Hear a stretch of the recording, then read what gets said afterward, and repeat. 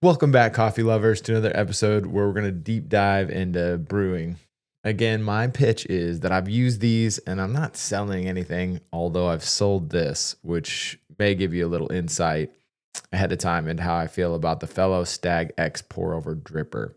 Right off the bat, the Stagg X is a little bit different. It looks different. It follows that design philosophy that is very similar to Fellow's other products, which I really do appreciate. They're a company that in the coffee space I really enjoy, and it definitely stands out from other drippers. It's not a V60 or Kalita.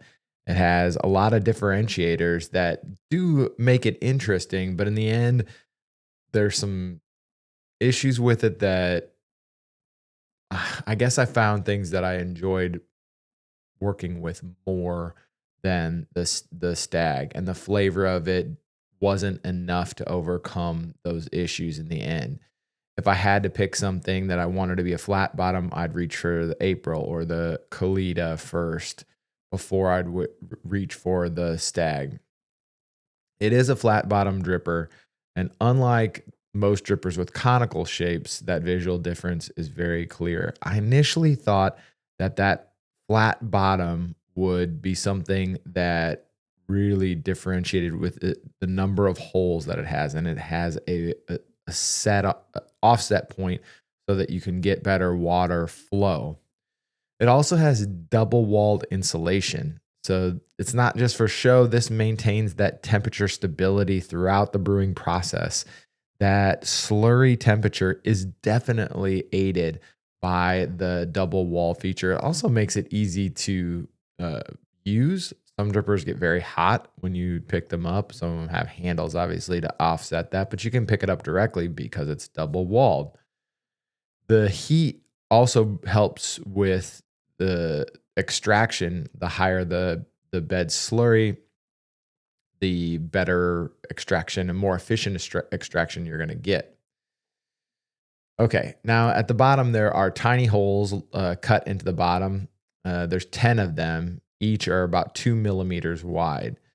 So they can regulate the water flow is what I'd say. They don't necessarily slow it down as much as a Kalita, but they do slow it down and they increase the contact time, and you can get a fuller, more intense cup. It definitely can pull out some of the flavors.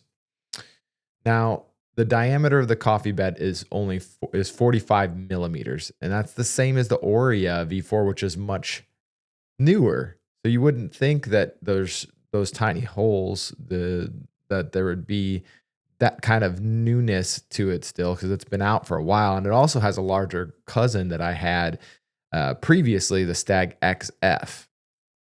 So the XF is basically the same as the X, only taller.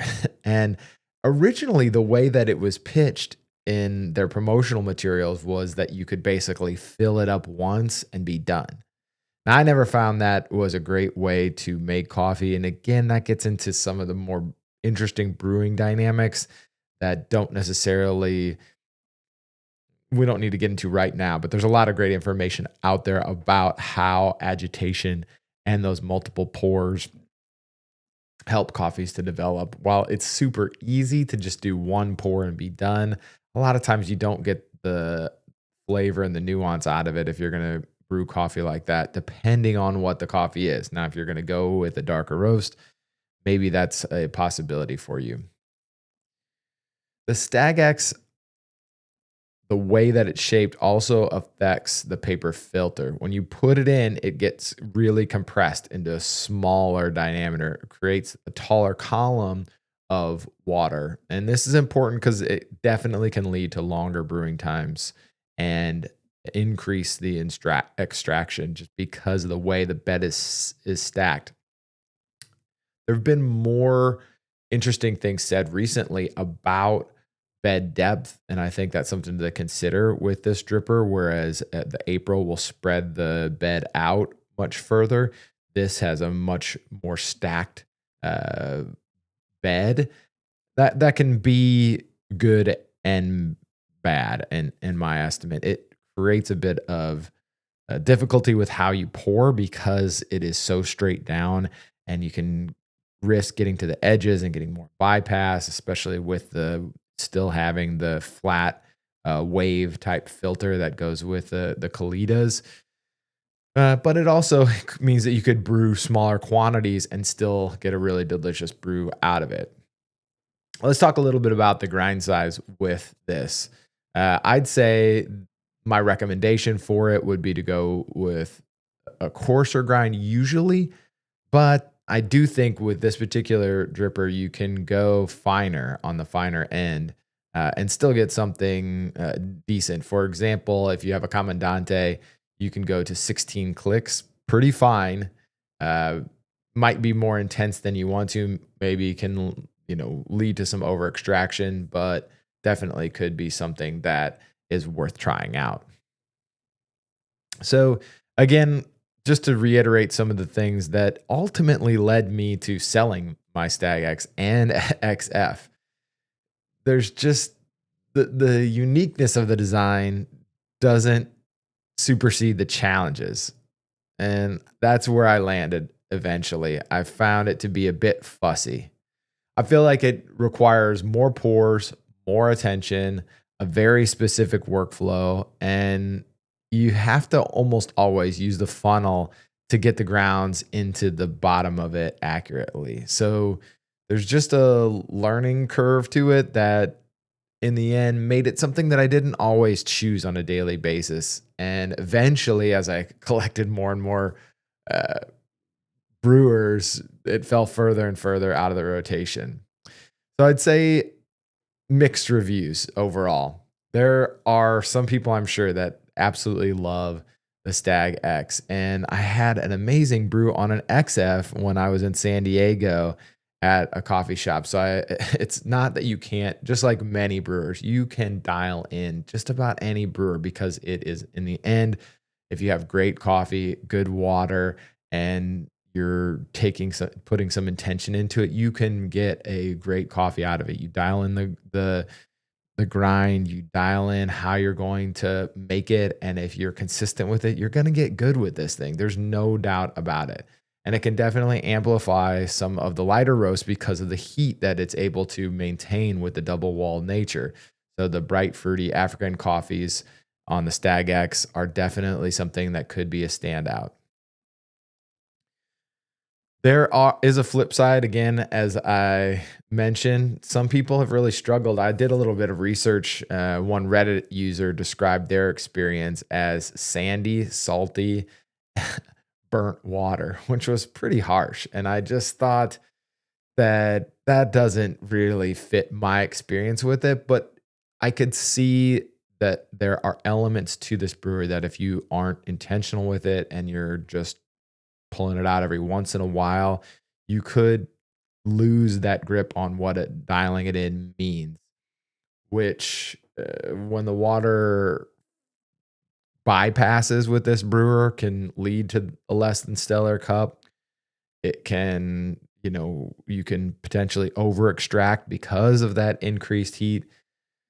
So in the end, I really decided for myself, because I like experimenting so much and I had been drawn to the juicier cups of the UFO dripper lately and always fall back to that V60, that the Stagg just didn't fit in my rotation. Nothing wrong with it. There's nothing that I could say, don't get a Stagg.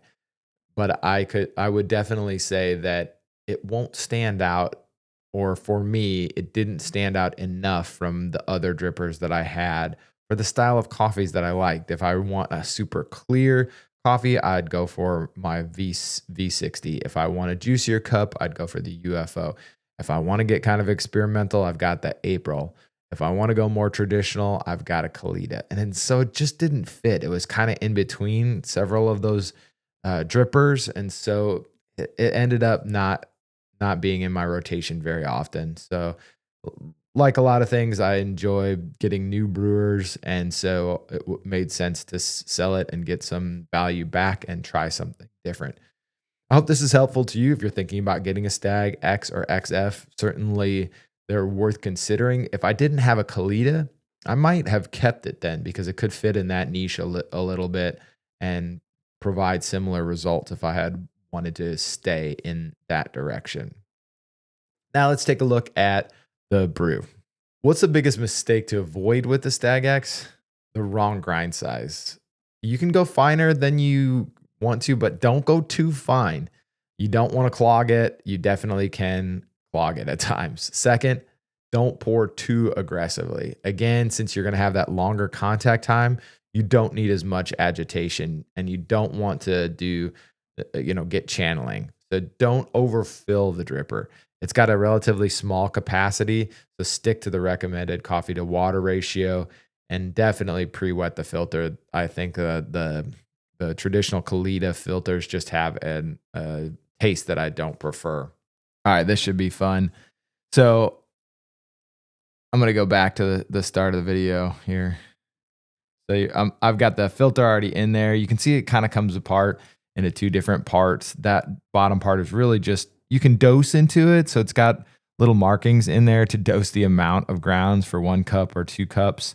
And then you see the funnel there that helps you to get the grounds into the filter because it's such a vertical filter. Again, can help with bed depth so that you have a more, you can use a smaller dose. You could see there too, I was pointing out that it's a little bit funky with how it sits, even on the Fellow carafe. Sometimes you can get it just a little bit off kilter, and it's not completely level, and that's again a little bit of an annoyance. It's not a big thing, but it is just a little bit annoying with how you have to figure out, is it set right, is it not? And this is again the funnel that I usually use to get the coffee grounds into the filter because it's such a vertical drop. You can get them kind of in the little crevices of the filter, which is kind of annoying. Just something that it's not a huge issue, but is undesirable. You want all that coffee in the right spot. And if you don't have it in the right spot, it's just a little bit of annoyance. So I'm making a Tim Wendelboe, so obviously it can handle lighter roast coffee. Wendelboe is definitely a lighter roast. I'm measuring out a pretty typical brew for me. I usually do 18 grams, 320 out, 1:17 ratio. I found that I've really preferred a longer ratio lately. I was doing 1:16 or even a Hoffman's 1:16.66, but I almost always lately go to 1:17 for my ratio and have had really good results. I also had the LeBrew burrs, which I'll talk more about later, but got those installed on the Zerno and have been enjoying those, the brews that I've been getting out of those.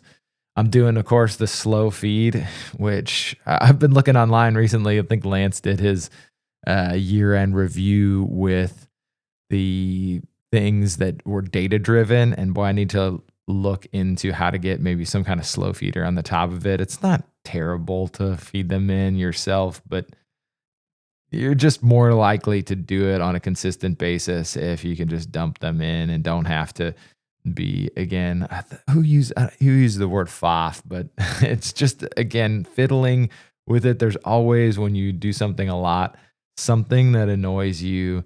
It's not super annoying, but is just annoying enough where you may not do it anymore if it is too bothersome, too cumbersome. And so I think that's one of those things.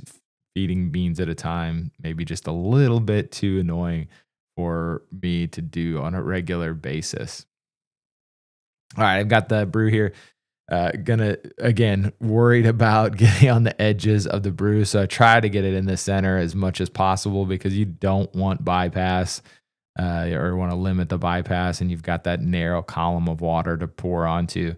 I did a 60-gram pour here, pretty standard. I didn't do any manual agitation.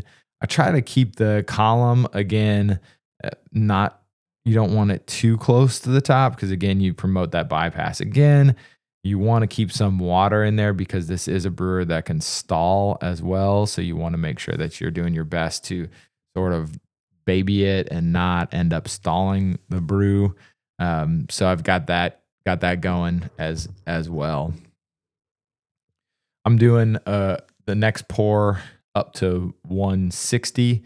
So pretty intense, doing a small circles around the edge to keep the water flowing. You can see that it's dripping pretty well. It's got those 10 holes. It has a nice even flow rate. So I'm going right back in, not too long in between pours, trying to keep that flow rate steady, making sure it doesn't stall out. I didn't rinse the filter, I noticed here, or I might have rinsed it before I put it down. You can definitely do that, but it does kind of mess up the shape of the filter. So depending on how you feel about, some people I think are more worried about the flavor that the filter imparts, and some people are not as worried about it. I tend to be in the middle. I think that you definitely can tell sometimes, but it's not that intense. It's not so intense that you have to rinse it every time. And again, just one of those times where you're like, am I going for the best here? Am I going for pretty good? So that was the Fellow Stagg X. Again, something that is worth checking out if you don't have a Kalita or another flat, kind of traditional flat bottom. But if you do, I think that it'd probably be something that I'd just skipped out on. I don't think that it's a one that's necessary. I don't think it brings things to the table that aren't out there in other brewers in better ways. I think you get more interesting cups from other brewers. If it's your first one and you just want to have kind of a lot of middle of the road coffees, it's good. It's going to be consistent, and there is something to be said for that. But if you're looking to explore and you're looking for something that is out of this world, I don't think you're going to find it in this brewer, or at least I didn't. Love to hear your comments. Thanks again for tuning in.